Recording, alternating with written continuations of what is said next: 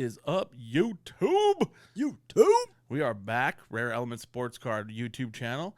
My name is Aaron. I'm here with my boy Jeremy, as always. What up? What's going on, man? Kicking it, chilling. Representing the Nordiques. Oh, going back old school. We're up 1-0, bitches. Oh man, that was pretty good. Oh, dude, that game was crazy good. Yeah, that was nice. I even stayed up late. It was like past my bedtime and fucking put in a little OT myself. But it was worth it. I was kind of like, oh man, overtime. Yeah, but cool. It was worth it. 1-0 Avs. They play Saturday night, game 2, back at Ball Arena. Formerly, I want to say Pepsi every time, bro. It's weird, huh? Yeah. Yeah, ball is whatever. Balls at the balls. Yeah, I don't know what else that company's into besides fucking mason jars, but Oh, you know what they do? Huh. They make tin cans for like Pepsi and Budweiser and the different canning type of things. okay. Yeah, they must have some De Niro. Oh, for sure. I almost got a job there when I was living up in really? Denver. Yeah. Okay. And I would have been inspecting cans. I'd have been a can inspector. Huh. Better than a ball inspector, I guess. Yeah, that's way better than a ball inspector. I love cans. But we just wanted to throw down a quick YouTube video this week. We wanted to talk about some of the shit that was going on in the hobby. The first thing that kind of happened was Fanatics got a new CEO. Luber is still the CVO, the Chief Visionary Officer. He didn't get demoted or fired or anything. Yeah. I think that was probably the fucking rumors that were going around. People had heard that they're getting a new CEO, and they kind of just like, oh, they're firing Luber, and just kind of connected those dots. Yeah. But he's still there. Yeah. Apparently, this guy that is the new CEO worked for a big TV, film, and marketing company. So he has some of that background. I thought that was an interesting move by Fanatics. What are your thoughts about this new CEO, brother? Well, I have a feeling maybe that's, I don't know, who knows, it's just a guess, but that may have been kind of the plan all along. That's why they gave him that weird, goofy title. Maybe. Oh, yeah, I didn't think about that. Because he was never the CEO. Mm-mm. He's the vision, so he's just there for, like, I don't know, to help give cool ideas, I guess. He's the idea man. That's what it sounds like now, anyway. It sounds, at first, they made it sound like he was running shit. Right, and now right. It's like, I think he's just kind of like, I mean, he has a say-so, obviously, but yeah, he's just the idea guy. Yeah, which is still a pretty nothing wrong with that. Awesome position. I would enjoy to have that for sure. Yeah, good for him. I mean, yeah. And I think it looks like Zero Cool was kind of his baby. Yeah, you know what I mean. It seems like he kind of ran with that one, and he was the one who named it. Yeah. So I think that was kind of his thing. So that's cool. Yeah. As long it just seemed like the business end of it was kind of suffering. Yeah. And there wasn't like a lot of advertising going on. Mm-hmm. They bought tops, and they would kind of do these little things like Bowman U and these different but they didn't have any like advertising around it, and they didn't like start doing like anything for tops after they bought it. Like they didn't say start putting out commercials or any of that kind of shit, or even just like a commercial with both names on a picture or something, right? Or an ad, I should say. Right, right. They hardly. That was like that first release that said Tops and Fanatics, and that was it. That was it. Yeah. And they were kind of radio silent and everything. They hadn't made announcements. They hadn't talked about anything. So I think this is a good move. I'm kind of stoked about it, to be honest. Yeah, I mean, it sounds. Yeah, it's like, okay, they're taking it seriously. Right. Right. And before it kind of seemed like it was just floating in the wind a little bit. Weird. We're like, dang, just buying shit and letting them keep doing what they're doing. Okay, I guess. Whatever. I guess that's all right, but well, not quite what we were hoping for. Right, for sure. But do you think that they hired a guy from that background to really start pushing the marketing and really start pushing like commercials and advertising at games and different things? Yeah, maybe. Or they're just going to start making reality shows in sports now. I'm just kidding. Omaha Productions. No, I mean, yeah, that's probably, that sounds pretty likely to me, Yeah, for sure. For sure. So we'll keep an eyeball on that and see what starts happening, if there's anything different. Yeah, it's good to see them making some progress in, Yeah, and like some make sense type of moves. Yeah. Instead of like breaking with the Backyardigans and breaking Panini products. Yeah. And obviously that wasn't Fanatics. That was Luber doing things in his own free time, but he's representing the company. Right. Dumb. Yeah. Yeah. That's That's like Draymond in the finals. You know, it's like, yeah, we know, dude, but you're kind of making us look fucking stupid right now. Yeah. He kind of redeemed himself a little bit. Oh, he did, man. He had a hell of a game 6. Yeah. He played fucking great. He was even hitting threes. Yeah. Yeah, that was. I was cheering for the Celtics. Yeah. Oh, props to you. Oh, props to you. You fucking called that shit down. You should have threw some money on the money line, bro. Yeah, then that would have fucked it all up. But you fucking called it. You called almost every game. Like almost every, I think you did call Pretty every much, game. yeah, I think you did. Yeah. So Germstradamus over here. Finally, shit. I usually get my teams to the playoffs, but then they lose right away. I can usually get them there, but at that point, it's up to them. Yeah. Fuck. But congratulations to the Golden State Warriors. Steph Curry, Clay, and Draymond won their third with the team. Kerr won his third. I think that's his ninth as a. I think they said no, fourth. They won their fourth. Yeah, that was 4. I think that's Kerr's ninth championship. Yeah, that's what they're saying. 5 with the Bulls and I think he won one with or 4. 4. No, 3 with the Bulls, 2 with the Spurs, Okay. and then 4 as a coach. Okay. So fucking shitload of fucking rings. Yeah. He played for a lot of teams. Did he play for the Cavs too for a minute? I think he did play for the Cavs. Yeah. And then he went or to he started with the Cavs, I think. I think so. Yeah. He started with somebody before the Bulls. Yeah. And then he had that good run with MJ and Pippen and then he fucking goes to the Spurs and he has Duncan and Robinson and That's what he said. He's like, I just been lucky enough to hang out with a bunch of superstars all my life. Yeah, for sure, man. There's him and like Robert Horry. They're like the guys that like were beneficiaries of all these great players. Horry did hit some big shots, and so did Kerr though. Shit, Kerr hit. I think he hit a game winner in one of those finals. I'm sure he did. Somewhere in there. Yeah, at least down to the main playoff game somewhere. Yeah, he was clutch. He was a big time shooter.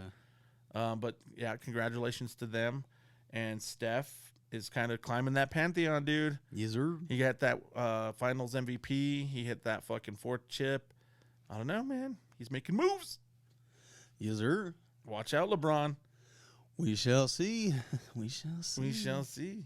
I mean, and for his, he's like the not newest generation, but like he kind of is the one that started changing the game for the threes and the whole different game, and he's definitely the king of that. You know what I mean? Yeah. So he's moving on up. He's moving on up, and a lot of the guys that they kind of compare him with, they didn't change the game like he did. Yeah. Some of them did, but not all of them. So I got to give him. He kind of took what they were doing and just like elevated. Yeah. Just ran with it. Mm-hmm, for sure. But I got to give Steph some props. He won his second one without Durant. That's 2 without Durant, 2 with the ones with Durant kind of have a little tarnish for him. Yeah, a little less luster, I guess. Right. Yeah. Just a tad. Especially, and then all the other ones he didn't get the MVP. And right. Especially that one with Iguodala. When Iguodala won the MVP, it was like, Yeah. And he didn't have a full reputation of it, but he was trending towards like, well, he doesn't really show up in the big series, Yeah. So it was a big time series for him. He played great. Game 6, he played his fucking ass off. He was hitting shots, and I was cheering for the Celtics, and I was pulling my fucking hair out. And I was like, damn, man, are they going to double team him? Or are they going to put another guy on him at all?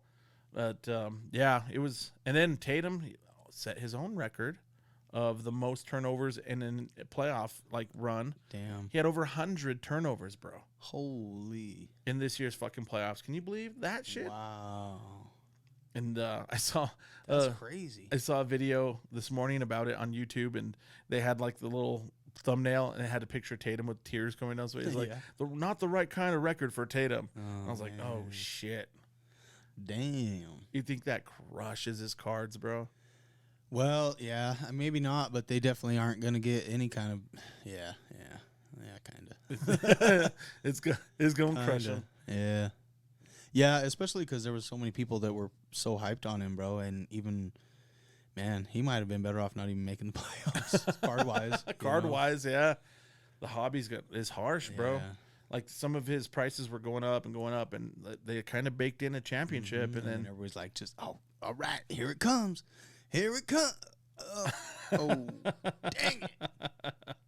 I'm glad I got rid of the one I had when I did. There for a second, I was kind of kicking myself. I was like, maybe I should have hung on to that for a second. Yeah, but yeah, I moved mine too. yeah, I moved mine too, right at the peak of where his shit was selling. So that was good. Yeah. But I was the same, bro. It's fun to try and move cards during the playoffs and stuff. Yeah, like spec on cards, get them beforehand, or think I spread it out, and like every single team I bought cards from fucking didn't do it. I bought some Giannis, I bought some fucking Tatum, I got some Jokic. You know, there was a lot of playoff guys I picked up, and I was like, somebody's surely gonna win. Well, only one team can do it in the end, so yeah, I guess yeah. You can pick them up and then just try and hurry up and get rid of them throughout the playoffs as they're moving up. That's peaking. Yeah, that's the move, bro. Yeah. Even if you like don't catch them all the way at the top peak, at least you're catching them up. But it's so hard to be like, but if he keeps winning, I'm gonna fuck myself. You know. So fucking A, dude. Fucking A. That's exactly the thought process. Yeah. Yep. And I moved one of the Giannis cards I picked up. Yeah. In that Tom Brady deal, so I was like, okay, at least I got some value out of it. And I still have one now. It's a PSA 9, but it's still a Giannis, so I'm gonna probably chill on that one for a while.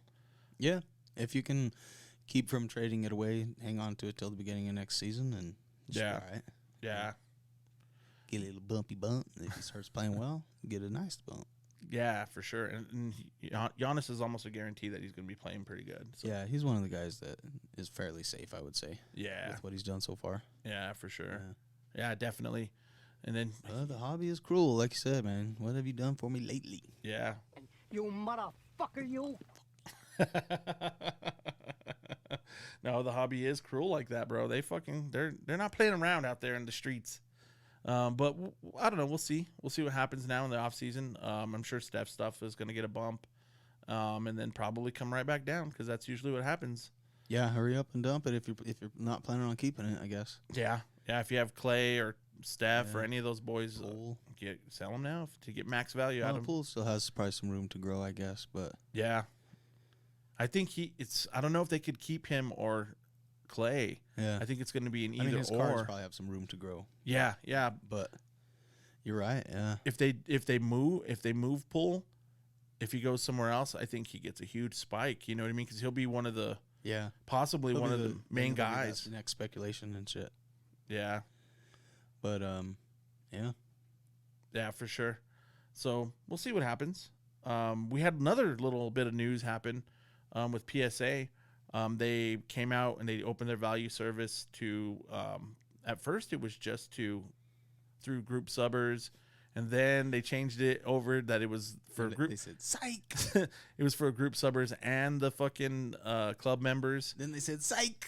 And then they changed it again, and then it went to, you could only do $30 if you did 20 cards as a minimum. Then they said, psych. Then they changed that shit again, bro. And now they're like, well, if you're club members now, you don't have to put in 20. You could just send in one if you need to, but you have to pay us $100 first. But at least they removed most of the caveats. Yeah, for sure. So that's cool. I guess we'll see what happens. Yeah, we'll see what happens. Oh, that's one of the things.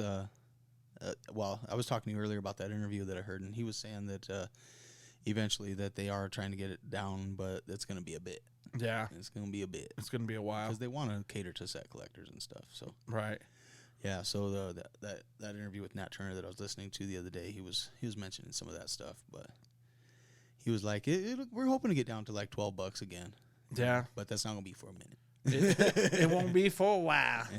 Yeah, and that's okay. I mean, now that they're at least down to $30, I mean, that's doable. Yeah, that's pretty much where SGC is. If you go through a group subber, you can find them for like 23. Yeah. But I mean, if you're on par with that price point right there, I think that's pretty solid. Yeah. And you can go through a group subber. I know there's been some fucking nightmares with group subbers in the recent past, but I mean, it can be scary if you have somebody that you know and that you trust, and there's probably 3 or so out there that are pretty trustworthy. I think Yeah.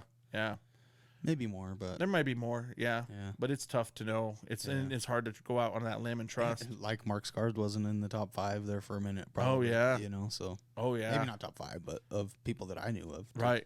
to group sub to. right. Sure seemed like they were big to me. Yeah, So. yeah. When we spoke with him at that last Denver show, he was saying that he had like $76,000 a week bill Yeah. to pay for like PSA grading fees. No shit, dog. Pay that shit, son. That shit cut up on you fast, dog. Might want to write it down like you told us. Did you forget? You might want to write it down. You might want to put it in an Excel spreadsheet. Fucking post-it note, something. You got to do something, son. But yeah, fucking A, dude. But PSA, they've got rid of most of the caveats and most of the Yeah. shitty rules. So we'll see how that affects, numbers, because like the gem rate's been following all the numbers that have been coming out every month. And we'll see if they increase, if they decrease. We'll see what, keep an eyeball on it. But that's all I got, brother. You got anything you want to hit up? No, not right now. I mean, it's so awesome. If anybody's watching this, maybe slap a little like down, a little share action, Give us your sub. little sub. Yep. Subscribe, fucking like, comment, tell us we're stupid. Tell us you don't like that our light went out in the middle of the fucking video. Yeah, definitely. Whatever. We take all constructive criticism. But we're going to continue trying to put out some more content and put out some more YouTube shit. We have the weekly pod. We put them out every Tuesday. If you are so inclined, go give us a listen as well as a sub or some reviews on there as well. Yes, sir. Come check out that Colorado card scene. Oh, absolutely. It's growing. It's definitely growing. Oh, speaking of, we're going to be live. Not live. We're going to be recording some content for the podcast tomorrow up in Denver at the iCards show. It's up near the DIA. It's on 6900 Tower Road. Yes, sir. iCards is putting it on. There's going to be a lot of really, really good fucking vendors. If you get this in time, go check it out. And come say hey. Come say what's up. In. Never know. You might be in the vid. You might be in the pod, bro. Or a recording or whatever. Hell yeah. Yeah. But thanks for the fucking eyeballs, guys. And we will catch up to you later. Alrighty then. Peace out. Peace.